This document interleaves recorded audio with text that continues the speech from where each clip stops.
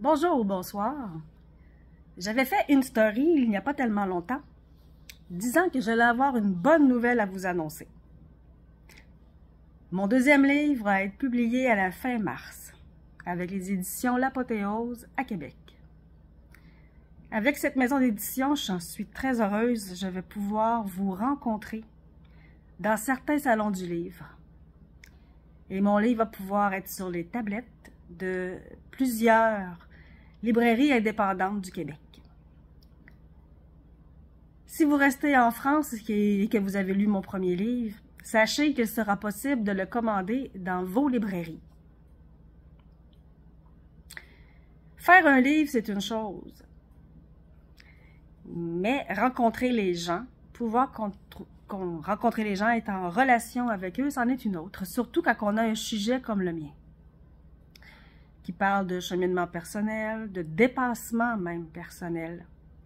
Dépassement au niveau des blessures, des ombres, de la tristesse, tout ce qui peut nous garder dans un lourd état, qui peut nous tirer vers le fond au lieu de nous faire grandir, nous alléger. Ceux qui auront lu mon premier livre, ça va faire plus complet. Parce que par ce premier livre, vous avez su qui j'étais enfant, comment j'ai grandi, dans quoi à peu près j'ai grandi, mais surtout le moi par rapport à la société, par rapport à ce qu'il y avait autour de moi, qui ne faisait pas sens. Et bien sûr, la maladie qui est venue souvent me brasser un peu pour me rappeler que je n'étais pas à ma place, que mon âme n'était pas à sa place entre ce qu'elle est et la façon de créer sa vie. Mon deuxième livre, c'est vraiment des outils justement pour vous amener et vous aider à recréer votre vie. Après une tristesse, après la violence, après la maladie,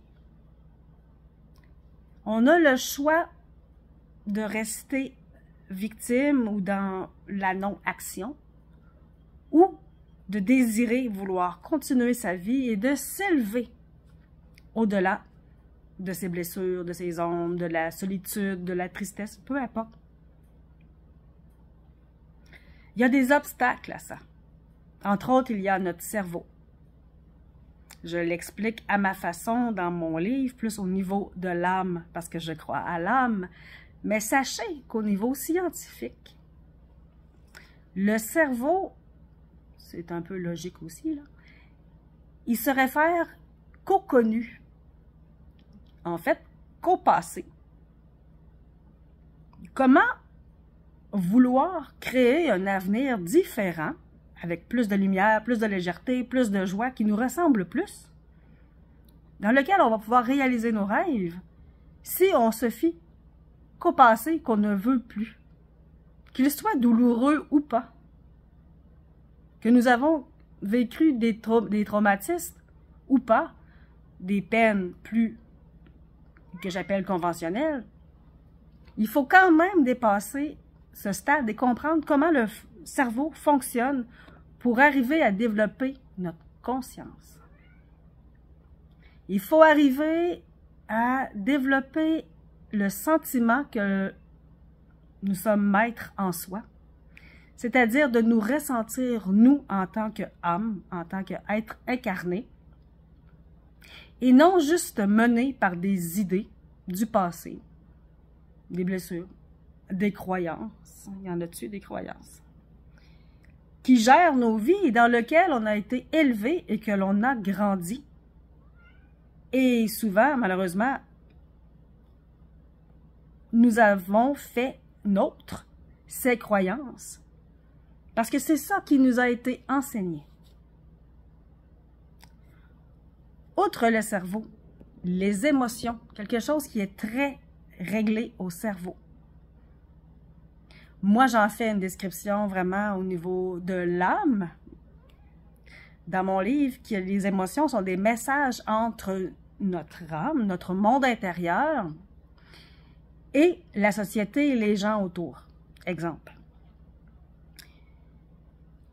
Si on fait quelque chose et que c'est accueilli par des gens ou dans une situation à l'extérieur de nous, ça va créer de la joie. Si on est nous-mêmes et qu'on déborde d'amour, mais qu'on fait face à des gens qui sont plus dans les négativités, dans l'hypocrisie, dans le mensonge, oh, le message passe pas, l'écho, qui est l'émotion, nous revient et c'est pas positif. L'émotion, elle est réelle, elle. Ce qui n'est pas bien, c'est de continuer de l'alimenter avec notre cerveau qui se réfère toujours au passé et toujours au connu. Comment on fait pour se débarrasser de ce pattern limitatif? Pas facile, hein? Mais ça se fait. Je donne des outils dans mon livre pour y arriver. Et si on n'y arrive pas, je donne aussi d'autres outils afin de pouvoir changer une perception des choses en nous. Des fois, ou peut-être même souvent, on n'a pas de contrôle sur ça, mais l'important, c'est de faire une action pour incorporer autre chose de plus lumineux, de plus joyeux, qui va travailler sur le subconscient. Et petit à petit, cela peut amener un changement. Bien sûr, il y a la création, il y a l'aspect de se créer, de créer nos vies, c'est de prendre action dans nos vies. Mais mieux, c'est de créer les instants de joie et de bonheur. On est tous responsables de qui l'on est. Il ne faut pas attendre de l'extérieur pour se prendre en main, pour chasser notre ennui, pour guérir d'un viol, ou bien sûr, dans ces cas-ci, on peut avoir de l'aide. Bien sûr, on peut avoir des amis aussi, même si on ressent la solitude. Mais ces sentiments profonds, on les porte en nous et c'est que nous qui pouvons travailler, aller à leur rencontre, les démystifier, les accepter, les aimer et de pouvoir grandir à travers eux. Mon livre est dédié à mon âme jumelle, que je considère comme mon âme jumelle, parce que sans elle, j'aurais jamais fait ces livres. Je ne serais pas où je suis ici aujourd'hui. J'en parle dans mon livre, justement, d'elle. Comment qu'elle m'a permis d'accepter ma sensibilité dans un monde, dans un entourage, des gens, des situations qui étaient rudes pour moi. Donc, ce livre paraîtra au mois de mars, fin mars, pour être tout prêt pour le Salon du Livre de Québec. Si je peux vous aider à ouvrir votre esprit,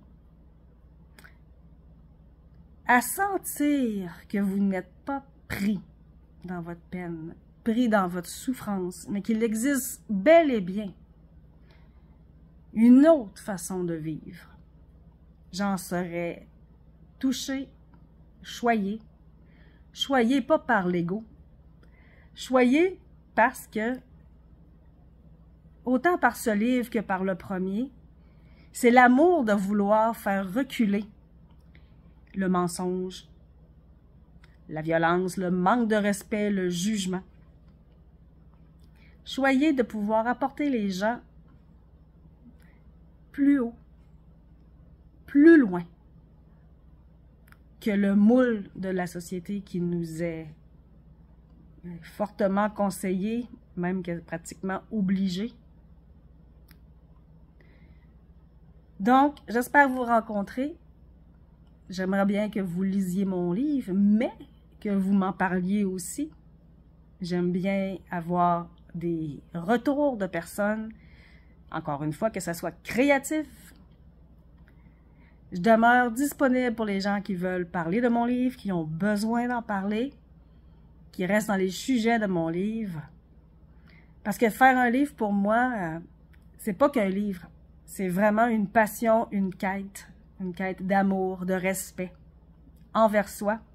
Et une quête aussi de dire aux gens qu'il faut se responsabiliser soi-même. Il ne faut pas attendre après l'extérieur pour le faire. Nous sommes toutes maîtres de notre vie. Sur ça, je vous laisse. Je vous dis merci de votre présence.